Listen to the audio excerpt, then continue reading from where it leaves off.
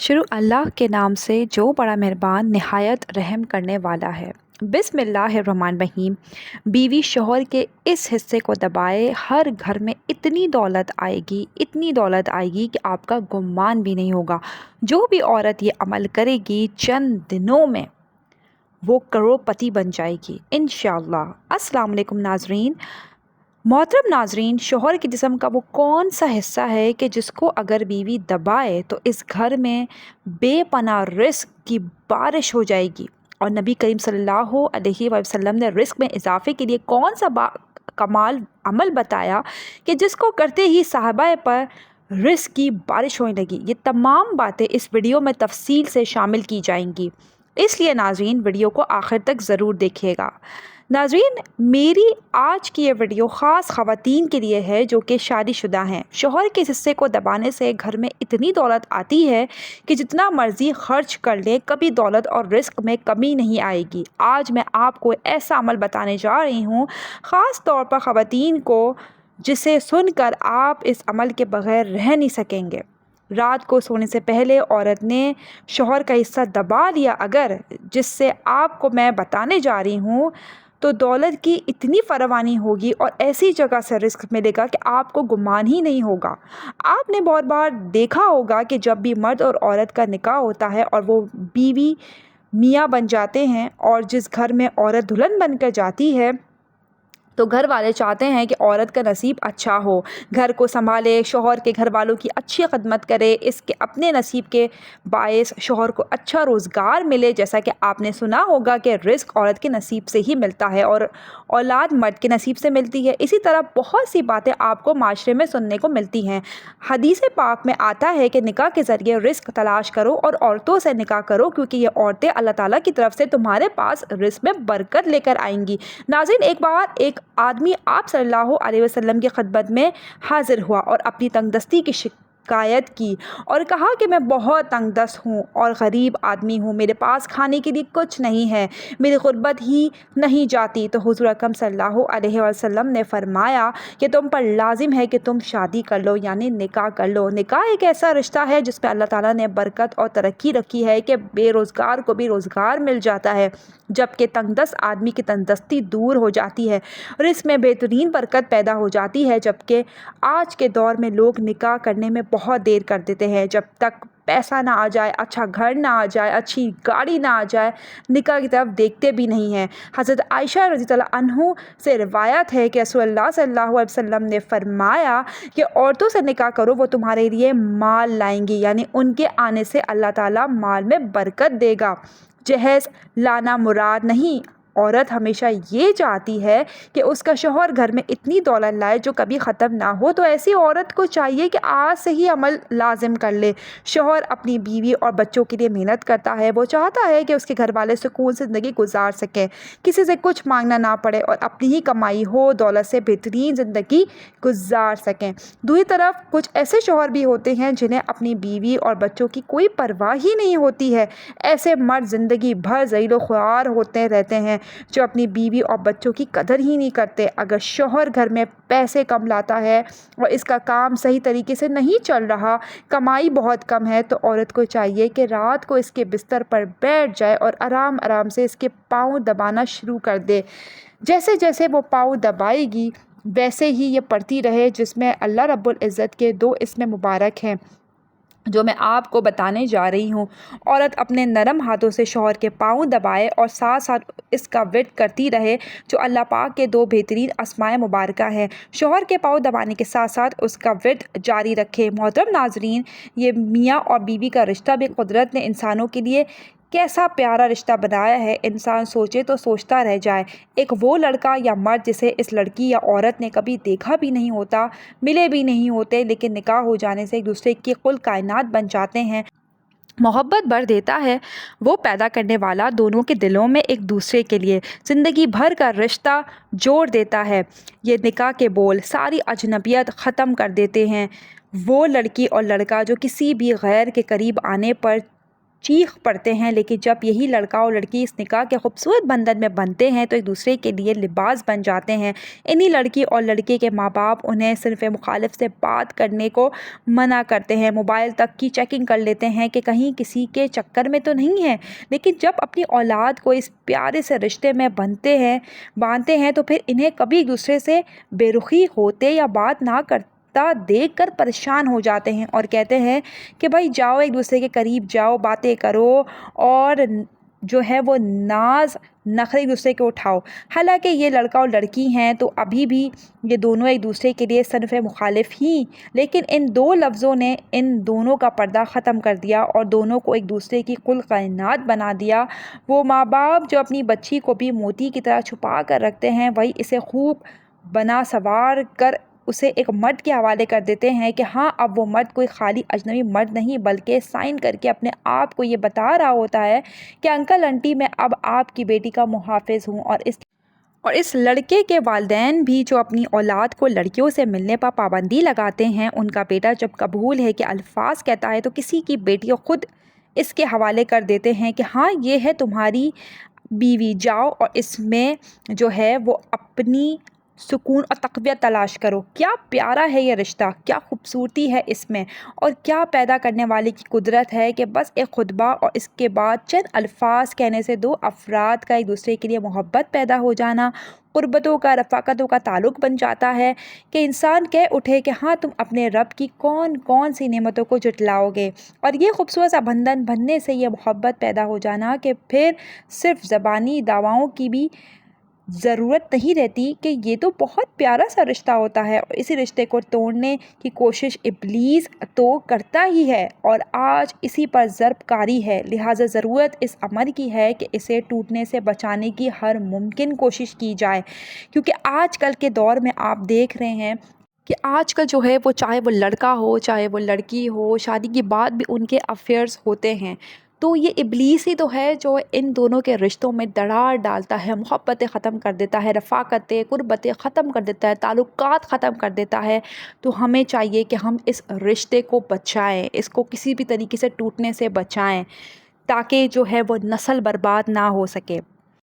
کیونکہ یہ رشتہ تو خاندان کی بنیاد ہے۔ انسان اپنی دنیاوی زندگی کو بہترین اور حسین انداز میں گزارنا چاہتا ہے جس میں نہ معاشی پریشانیاں ہوں اور نہ ہی معاشرتی اور بد اخلاقی پر مبنی برائیاں ہوں، ہر طرف سے سکون و اطمینان کے ساتھ اس کے شب و روز بسر ہوں۔ انسانی تہذیب و تمدن کی ابتدا خاندان سے ہوئی اور اس کی بنیاد حضرت آدم علیہ السلام اور حضرت حوا علیہ السلام کے ذریعے پہلے گھر اور خاندان کی شکل میں ڈالی گئی۔ محبت اور انسیت جو انسانی نفس کے ضمیر میں شامل ہے، خاندان کے استحکام اور بقا کا باعث بنی۔ انسانی روح ہمیشہ اس کے لیے بےتاب رہی ہے اور انسان اس کے بغیر جسمانی، ذہنی اور روحانی اذیت کا شکار رہا۔ 21ویں صدی کو انسانی ترقی کا عروج اور انتہا سمجھا جاتا ہے۔ جہاں یہ صدی انسانی دماغ کی ترقی کو انتہا کو ظاہر کرتی ہے، وہیں یہ انسانی محبت کی تباہی کا آغاز بھی ہے، اور اس نے مادی سہولتوں، آسانیوں اور مشینوں کے عوض انسانی وجود سے وابستہ رشتوں اور محبتوں کا خاتمہ بھی کر دیا ہے۔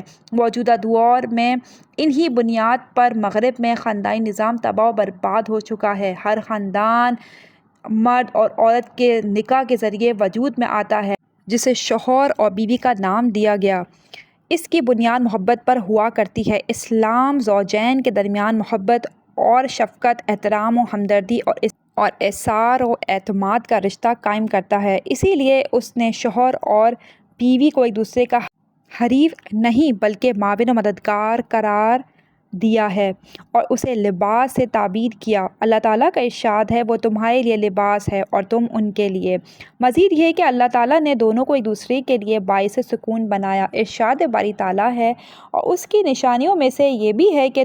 اس نے تمہارے لیے تمہاری جن سے بیویاں پیدا کیں تاکہ تم ان کے پاس سکون حاصل کرو اور تمہارے درمیان محبت اور رحمت پیدا کر دی۔ محترم ناظرین، رسول اللہ صلی اللہ علیہ وسلم سے بہترین عورت کے بارے میں پوچھا گیا تو آپ صلی اللہ علیہ علیہ وسلم نے فرمایا، بہترین عورت وہ ہے جسے شوہر حکم دے تو وہ اس کی بات مانتی ہو، جب شوہر اسے دیکھے تو وہ اسے خوش کر دیتی ہو، وہ عورت اپنی اور شوہر کے مال کی حفاظت کرتی ہو۔ رسول اللہ صلی اللہ علیہ وسلم نے اس حدیث پاک میں ایک ذمہ دار بیوی کی بہت اہم خصوصیات بیان فرمائی ہیں۔ نمبر 1، حکم ماننے والی، شوہر کو خوش رکھنے والی، مال و عزت کی حفاظت کرنے والی۔ بہترین بیوی وہ ہے جو شوہر کی خوبیوں پر نظر رکھے اور اس کے عیب اور خامیوں کو نظر انداز کرتی رہے، تکلیف اٹھا کر بھی شوہر کو آرام پہنچانے کی کوشش کرے، شوہر سے اس کی آمدنی سے زیادہ کا مطالبہ نہ کرے اور جو مل جائے اس پر صبر و شکر کے ساتھ زندگی بسر کرے، شوہر کی مصیبت میں اپنی وفاداری کا ثبوت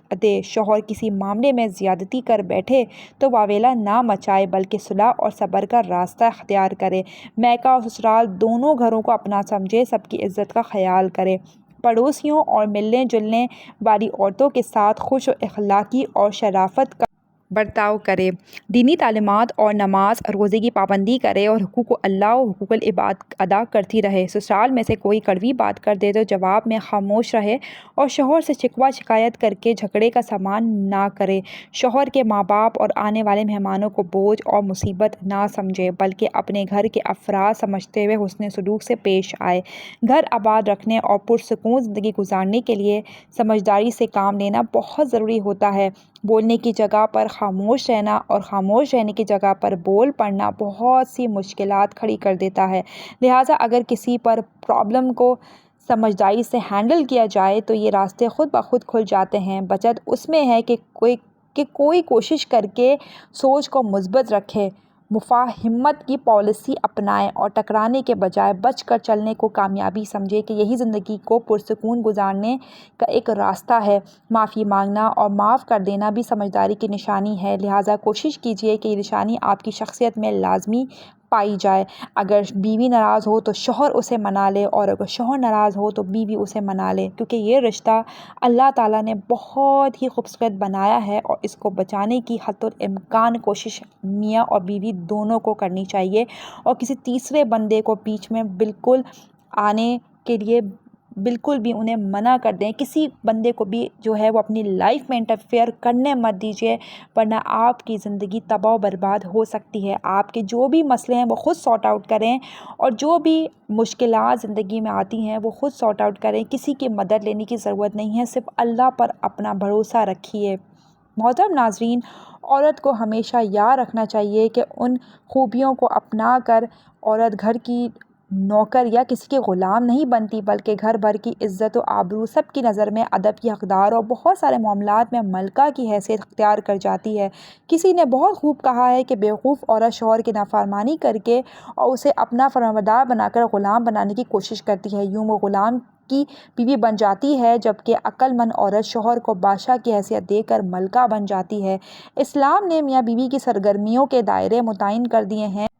کہ دونوں میں سے ہر ایک کا مخصوص کردار اور دائرہ عمل ہے جس میں اس نے رہ کر کام کرنا ہے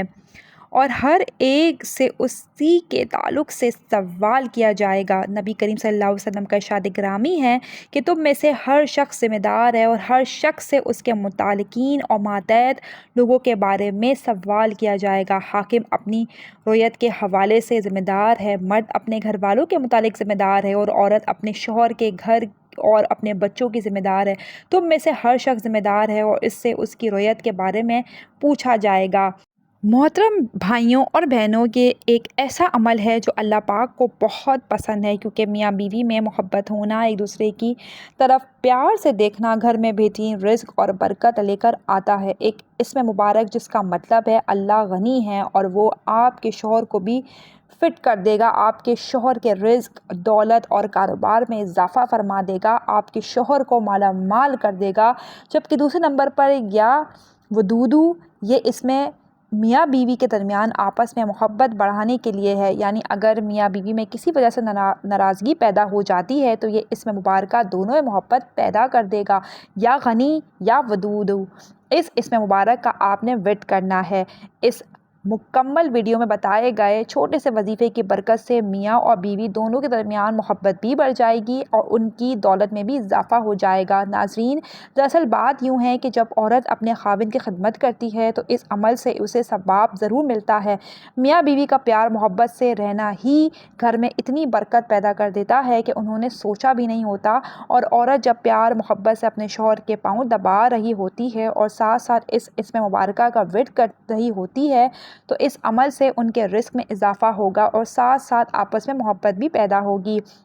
याद रखें कि मियाँ और बीवी के दरमियान नाराज़गी रिस्क को दौलत में बहुत ज़्यादा कमी का बायस बनता है। लिहाजा मियाँ बीवी को चाहिए कि तौबा कर लें और एक दूसरे से नाराज़ ना हों। मियाँ और बीवी का रिश्ता ऐसा रिश्ता है कि जिसमें हल्की सी भी नाराज़गी या नाचाकी आ जाए तो इंसान का घर जहन्नुम बन जाता है और घर का सारा सुकून तबाह बर्बाद हो जाता है। अगर यही रिश्ता खुशी और प्यार मोहब्बत में बदल जाए तो इस घर में सुकून ही सुकून रहता है। इस घर में से बरकत कभी ख़त्म नहीं हो सकती, रिस्क की भी कभी कमी नहीं आती। नाज़रीन, उम्मीद करती हूँ कि आप अल्लाह ताला के ये 2 मुबारक नामों का विर्द अपनी ज़िंदगी में ज़रूर शामिल करेंगे और अपने घर को जन्नत ज़रूर बनाएंगे। नाज़रीन, आप कमेंट में ज़रूर अल्लाह का कोई प्यारा सा नाम ज़रूर कमेंट कीजिएगा। नाज़रीन, उम्मीद करती हूँ कि आज की वीडियो आपको ज़रूर पसंद आई होगी। अगर आप चैनल पर नए हैं तो चैनल को ज़रूर लाइक कीजिए, सब्सक्राइब कीजिए, शेयर कीजिए। अब मैं आपसे नेक्स्ट वीडियो मिलूँगी, जब तक के लिए अल्लाह हाफ़िज़, टेक केयर।